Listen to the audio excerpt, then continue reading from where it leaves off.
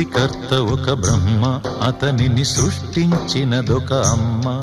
ఆ అమ్మకి తెలియని చిత్రాలు ఎన్నో, ఈ సృష్టిని స్తంభింపచేసే తంత్రాలు ఎన్నో. సృష్టికర్త ఒక బ్రహ్మ, అతనిని సృష్టించినదొక అమ్మ.